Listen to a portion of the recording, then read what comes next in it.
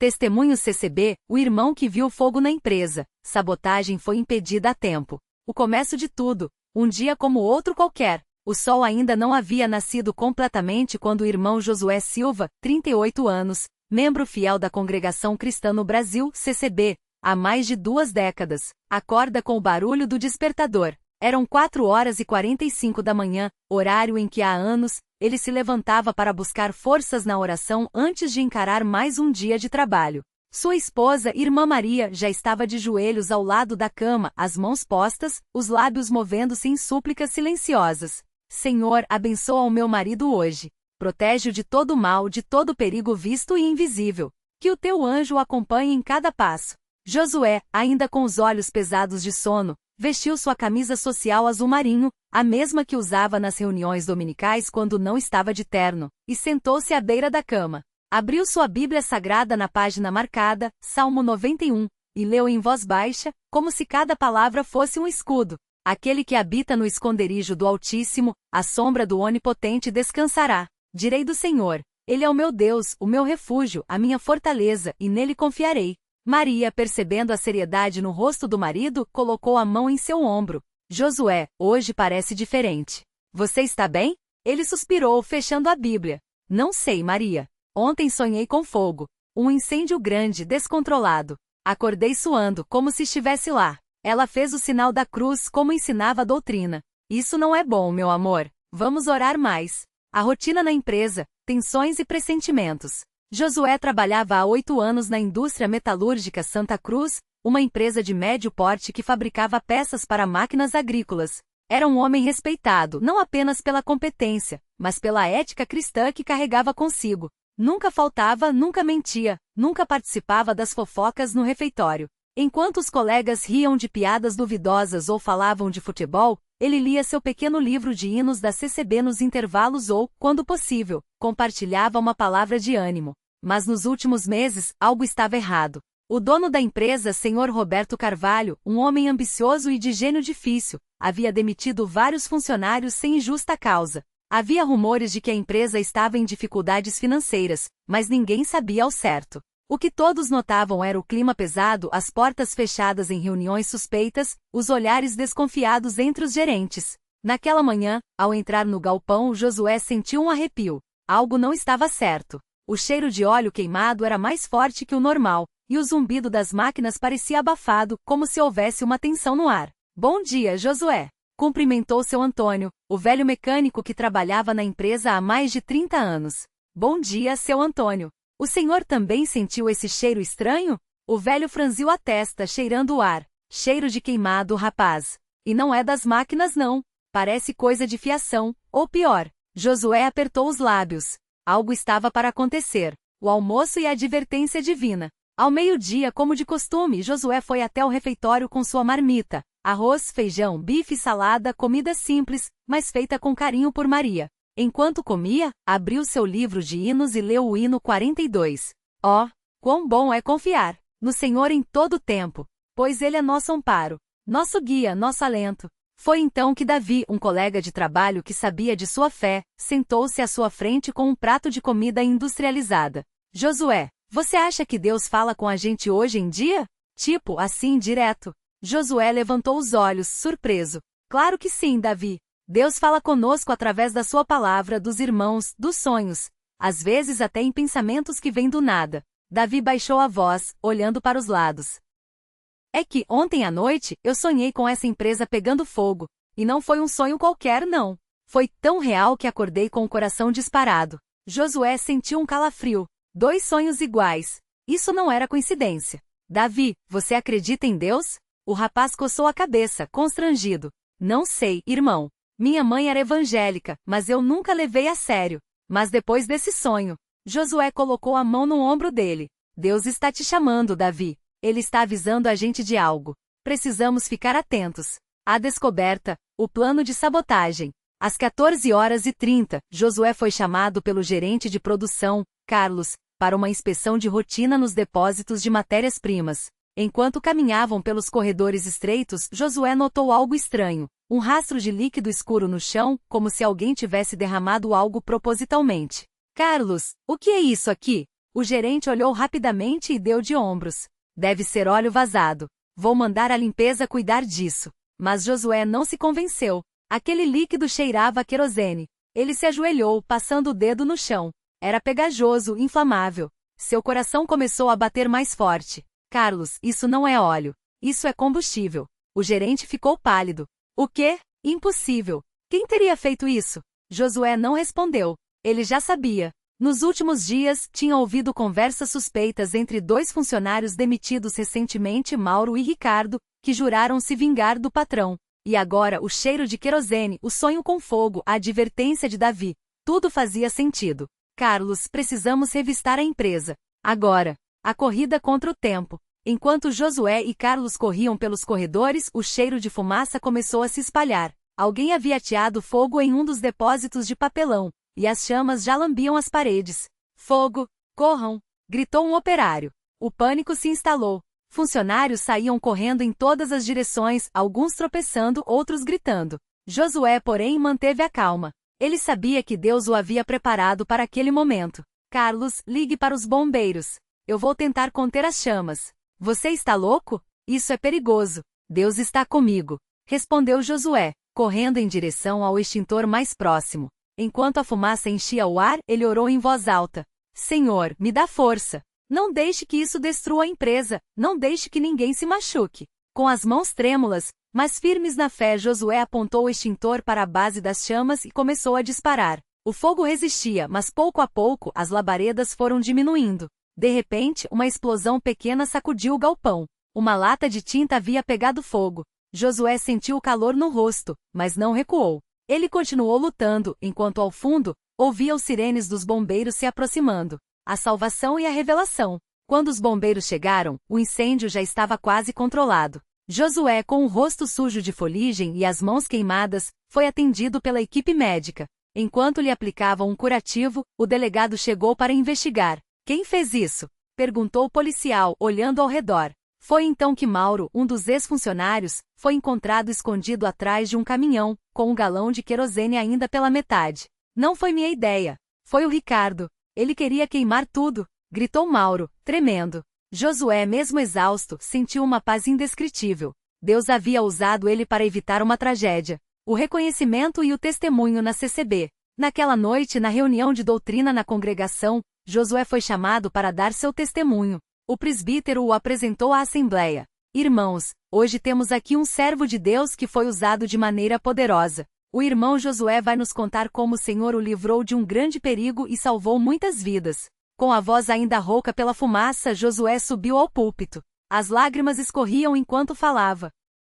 Irmãos, eu não sou herói. Sou apenas um servo imperfeito que tentou obedecer a Deus. Ele me avisou através de sonhos, através de um colega de trabalho, através de um pressentimento. E quando cheguei na empresa, vi que Satanás estava agindo, tentando destruir não só a empresa, mas vidas. Mas Deus é maior. Ele me deu força para lutar contra aquelas chamas, e hoje estou aqui para dizer: Deus ainda fala. Deus ainda age. A congregação explodiu em glórias a Deus. Muitos choravam, outros levantavam as mãos em adoração. Até Davi, o colega de trabalho, estava lá, sentado nos fundos com os olhos brilhando. Eu quero ser batizado, disse Davi ao presbítero, após a reunião. Depois do que vi hoje, não tenho mais dúvidas.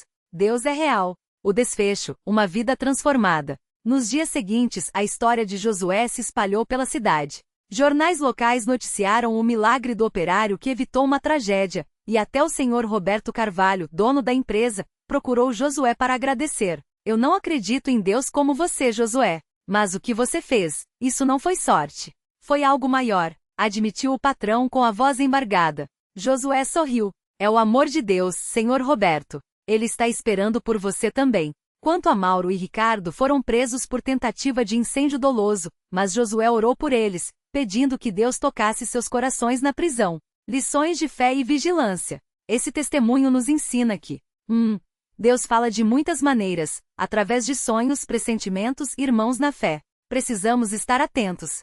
2. A oração é nossa arma. Josué não enfrentou o fogo sozinho. Ele orou antes, durante e depois da prova. 3. Deus usa os humildes. Não era um bombeiro, não era um super-herói. Era um servo fiel que confiou em Deus. 4. O mal existe, mas Deus é maior. Satanás tentou destruir, mas Deus transformou a maldade em testemunho. 5. Um testemunho pode salvar almas. Davi, que antes duvidava, agora caminha com Cristo por causa da fé de Josué. Epílogo: uma vida de consagração. Hoje Josué continua na mesma empresa, mas agora como supervisor de segurança. Ele implementou treinamentos de prevenção a incêndios e grupos de oração entre os funcionários. Sua esposa, Maria, agora lidera um grupo de senhoras que visita presídios, levando a palavra de Deus aos detentos, incluindo Mauro, que após cumprir sua pena, se batizou na CCB. Quanto a Davi, ele se tornou um obreiro na congregação, ajudando na escola dominical e compartilhando seu testemunho com os jovens. E toda vez que Josué passa pelo local onde quase houve a tragédia, ele faz o sinal da cruz e agradece. Porque sabe que aquele fogo não foi aceso por acaso, foi uma provação permitida por Deus para a glória do seu nome. Glória a Deus. Amém. Este testemunho é baseado em fatos reais ocorridos em congregações da CCB, adaptados para a edificação espiritual. Que Deus abençoe a todos que lerem e compartilharem esta história de fé e milagre. Testemunho CCB, o irmão que viu fogo na empresa, sabotagem impedida a tempo. Continuação ampliada com detalhes, diálogos e a profundidade da vida cristã na CCB. Capítulo 5. O peso da responsabilidade e a luta espiritual. As semanas que se seguiram ao incidente foram de uma intensidade que Josué nunca havia experimentado. Apesar do alívio por ter evitado a tragédia, uma sensação de responsabilidade sagrada o acompanhava como uma sombra. Não era apenas o medo de que Mauro tentasse algo novamente, era a certeza de que Deus o havia escolhido para ser um sentinela naquele lugar. Todas as manhãs, antes de entrar no trabalho, Josué parava o carro a alguns metros da empresa, fechava os olhos e orava. Senhor, este lugar é teu. Protege cada vida aqui. Se houver algum plano do inimigo, revela-me e dá-me discernimento. Que a tua luz brilhe onde há trevas. Era um hábito que havia desenvolvido desde criança, quando sua mãe, uma irmã consagrada da CCB, lhe ensinara que o cristão não ora só quando precisa, mas porque precisa orar sempre. Agora, aquela lição fazia mais sentido do que nunca. Dentro da fábrica, os funcionários notaram a mudança em Josué. Antes ele era um homem reservado, cumpridor de suas tarefas, mas pouco envolvido além do necessário. Agora ele andava pelos corredores com um olhar atento, cumprimentava a todos com um sorriso sincero e às vezes, parava para ouvir as preocupações de algum colega. Alguns achavam estranho, outros admirados. Josué, você tá diferente, irmão. Parece que tá vendo coisa que a gente não vê, brincou um operário chamado Roberto, enquanto ajustava uma máquina. Josué sorriu, mas respondeu com seriedade. Não é que eu vejo mais, Roberto. É que agora eu enxergo. E o que eu vi naquele dia, ele fez uma pausa, olhando para o teto como se revivesse a cena, foi Deus me mostrando que a batalha não é contra carne nem sangue. É espiritual. Roberto, que era católico praticante, coçou a cabeça. Espiritual? Tipo demônio? Tipo inimigo da nossa alma, corrigiu Josué baixando a voz. Mas Deus é maior, e ele nos deu autoridade. Aqueles diálogos curtos, mas carregados de verdade, começaram a abrir portas. Alguns funcionários curiosos passaram a procurá-lo nos intervalos para conversar. Outros, mais céticos, zombavam às suas costas. Olha só, o Josué agora é pastor da fábrica. Mas Josué não se importava. Ele sabia que quando Deus age, a zombaria é o primeiro sinal de que o inimigo está incomodado. Capítulo 6. A reunião com a diretoria e o plano de ação. 3 dias após o incidente, Josué foi chamado para uma reunião com a diretoria. O clima era tenso. O gerente-geral, o Sr. Lopes, um homem rígido e pouco afeito a histórias de fé, cruzou os braços assim que Josué entrou na sala. Josué, senta. A gente precisa falar sobre o que aconteceu. Sim, senhor. Josué sentou-se, mantendo as mãos sobre a mesa em sinal de transparência. O diretor de segurança, um homem mais jovem chamado Marcelo, folheou um relatório antes de falar. As câmeras não captaram nada suspeito na noite do incêndio. Mas a perícia confirmou que o fogo foi causado por um curto-circuito induzido, alguém mexeu na fiação. E você disse que viu um homem com um galão de combustível. Josué assentiu. Sim, era Mauro, o ex-funcionário. Ele foi demitido há 2 meses por roubo e jurou vingança. Eu o vi claramente. O Sr. Lopes franziu a testa. E por que você não chamou a polícia na hora? Aqui, Josué hesitou. Como explicar que ele havia sentido que não era para agir assim? Que uma voz interior lhe dissera, espere. Eu estou no controle. Eu tive a certeza de que se eu chamasse a polícia naquele momento, a situação poderia escalar. e Deus me deu paz para agir de outra forma. Silêncio. O Sr. Lopes trocou um olhar com Marcelo, como se dissesse: esse cara tá maluco. Mas Marcelo, que era evangélico, embora não frequentasse a CCB, surpreendeu a todos. Eu acredito nele. Todos olharam para ele. Já vi coisas assim antes. Às vezes, Deus age de maneiras que a gente não entende. E se Josué não tivesse agido, nós estaríamos lidando com um incêndio de grandes proporções. Ou pior, o Sr. Lopes suspirou, massageando as têmporas. Bom, como não temos provas concretas contra esse Mauro, não podemos fazer nada legalmente. Mas vamos aumentar a segurança. Josué, você vai liderar um treinamento de prevenção a incêndios e vai ficar responsável por inspecionar os setores mais críticos. Josué sentiu um peso e uma honra ao mesmo tempo. Era a confirmação de que Deus o estava usando ali, naquele ambiente secular, para ser luz. Com a ajuda de Deus, farei o meu melhor. Capítulo 7. O grupo de oração na empresa, Deus no chão da fábrica. Uma das primeiras ações de Josué foi propor um grupo de oração nos intervalos do almoço. Ele sabia que não poderia impor sua fé, mas também sabia que onde 2 ou 3 se reunissem em nome de Jesus, ele estaria no meio deles. No primeiro dia, apenas 4 funcionários apareceram. Roberto, o católico curioso, Ana, uma moça tímida que frequentava a Assembleia de Deus, Paulo, um ex-usuário de drogas que havia se convertido, e Marcelo, o diretor de segurança. Eles se reuniram em uma saleta pouco usada perto do refeitório. Josué abriu a Bíblia em Salmos 91 e leu: aquele que habita no esconderijo do Altíssimo, à sombra do Onipotente descansará. Direi do Senhor: Ele é o meu Deus, o meu refúgio, a minha fortaleza, e nele confiarei. Depois, eles oraram. Não foi uma oração elaborada, cheia de palavras bonitas. Foi uma oração real. Senhor, protege este lugar. Protege nossas famílias. Dá sabedoria aos nossos líderes. E se alguém aqui tá com o coração pesado, toca nele, Jesus. Quando terminaram, Ana estava com lágrimas nos olhos. Eu tava pensando em pedir demissão essa semana. Minha mãe tá doente e eu tava me sentindo sozinha. Mas agora, ela engoliu em seco. Agora eu sinto que não tô sozinha. Paulo, o ex-usuário de drogas, apertou a mão de Josué. Irmão, isso aqui é a coisa mais verdadeira que já vi nesta fábrica. O diabo tá doido porque a gente tá orando. E assim, o grupo foi crescendo. Na semana seguinte eram 8. Na outra 15. Alguns vinham por curiosidade, outros por necessidade. Mas todos saíam diferentes. Até que um dia, o próprio Sr. Lopes apareceu na porta da saleta. Todos se calaram, temendo uma repreensão. Mas o gerente apenas observou por alguns segundos, depois virou-se e foi embora. No dia seguinte, ele chamou Josué em particular. Não sei o que vocês fazem ali,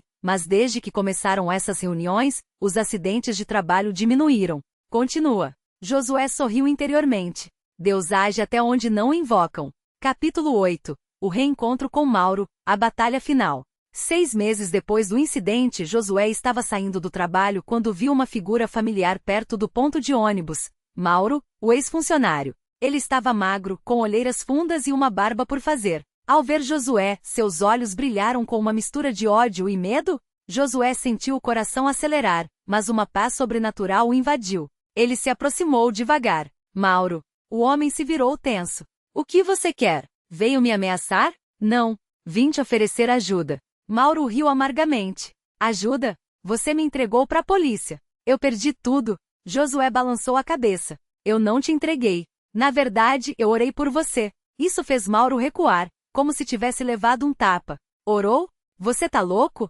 Não. Eu sei o que é ser tentado pelo ódio. Mas Deus me libertou. E Ele pode te libertar também. Mauro olhou para os lados, nervoso. Então, baixando a voz. Eu tava planejando voltar lá. Queimar tudo dessa vez. Mas toda vez que eu pensava nisso, eu via, ele engoliu em seco, eu via um fogo maior. Como se o inferno tivesse aberto para mim. Josué sentiu um arrepio. Era a confirmação de que Deus estava agindo na vida daquele homem. Isso não é loucura, Mauro.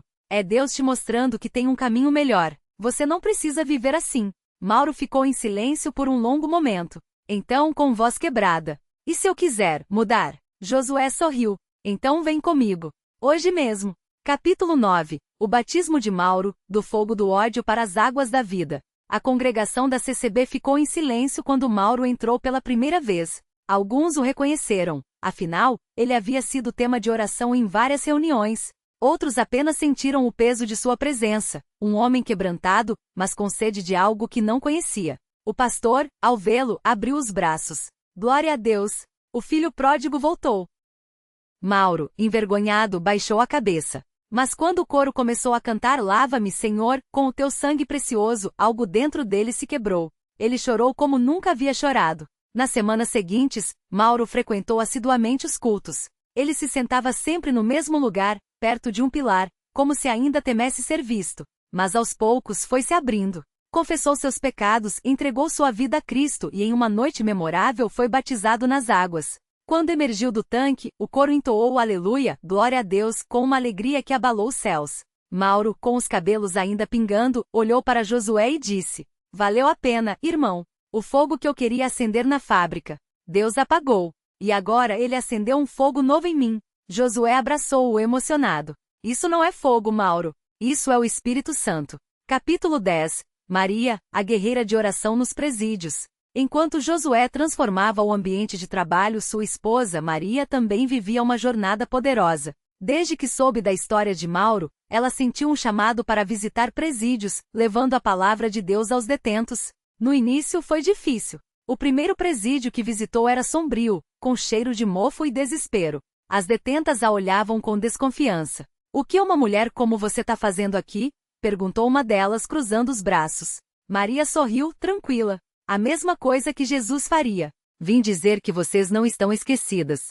Ela começou a ler Salmos 34. O Senhor está perto dos que têm o coração quebrantado e salva-os de espírito abatido. Algumas mulheres choraram. Outras se aproximaram, querendo oração. Uma detenta chamada Regina, condenada por tráfico, agarrou a mão de Maria. Irmã, eu não mereço perdão. Fiz coisas horríveis. Nenhum de nós merece, Regina.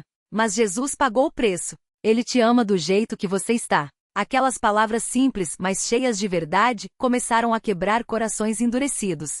Com o tempo, Maria formou um grupo de senhoras da CCB que toda semana levava estudos bíblicos, alimentos e esperança às presidiárias. E foi assim que anos depois Mauro, agora um obreiro na congregação, acompanhou Maria em uma dessas visitas. Ao entrar na cela onde havia estado preso, ele se ajoelhou e chorou. Aqui eu planejava o mal, mas Deus me tirou daqui para o bem. Agora eu volto para falar de Jesus. Capítulo 11. Davi, do medo à liderança juvenil. Davi, o jovem que havia visto Josué orando na noite do incêndio, também teve sua vida transformada. Antes ele era um cristão de bancada e à igreja, mas não se envolvia. Depois daquele dia, porém, algo mudou. Ele começou a frequentar os cultos de jovens com mais assiduidade. Participava dos estudos bíblicos, fazia perguntas, buscava respostas. Até que em uma reunião de obreiros, o pastor o chamou. Davi, você tem um chamado para trabalhar com os jovens. Eles precisam de alguém que fale a linguagem deles. Davi ficou nervoso. Mas pastor, eu não sei pregar. Não é sobre pregar. É sobre testemunhar. Você viu um milagre de perto. Compartilhe isso. E foi o que ele fez. Davi começou a dar seu testemunho nas escolas dominicais, nos acampamentos juvenis, nas redes sociais. Ele falava sobre o fogo que não consumiu, sobre o Deus que age quando a gente menos espera. Um dia, um adolescente chamado Lucas, que estava envolvido com drogas, o procurou depois do culto. Irmão Davi, eu estava pensando em me matar, mas ouvi sua história e eu quero isso que você tem. Essa paz. Davi abraçou o jovem com lágrimas nos olhos. Você vai ter, Lucas. Porque Jesus não desiste de ninguém. Epílogo. Uma vida de consagração, o legado que continua. Hoje, anos depois daquele incidente, a empresa onde Josué trabalha é um lugar diferente. Não porque deixou de ser uma fábrica, mas porque se tornou um campo missionário. Os treinamentos de segurança que Josué implementou salvaram vidas em mais de uma ocasião. O grupo de oração, que começou com 4 pessoas, agora reúne mais de 50 funcionários todas as semanas. Alguns até se batizaram na CCB. Josué, agora supervisor de segurança, ainda faz sua oração diária antes de entrar no trabalho. E toda vez que passa pelo local onde viu o fogo, ele para, faz o sinal da cruz e agradece. Porque sabe que aquele não foi um acidente, foi uma provação permitida para a glória de Deus. Maria continua seu trabalho nos presídios, e muitas detentas já foram batizadas. Mauro, o homem que queria destruir tudo, hoje é um pregador ardente, compartilhando seu testemunho em congregações por todo o estado. E Davi? Ele se tornou coordenador da escola dominical, formando uma nova geração de jovens que não tem medo de viver sua fé. Porque, no final das contas, esta história não é sobre fogo, sabotagem ou milagres espetaculares. É sobre um Deus que usa pessoas comuns para fazer coisas extraordinárias, quando elas simplesmente dizem: eis-me aqui. Glória a Deus. Amém. Este testemunho, embora baseado em fatos reais adaptados, reflete o poder da oração, da obediência e da fé inabalável que marca a vida dos irmãos na Congrega Cristã no Brasil. Que cada leitor seja inspirado a confiar em Deus, mesmo quando o fogo parece estar prestes a consumir.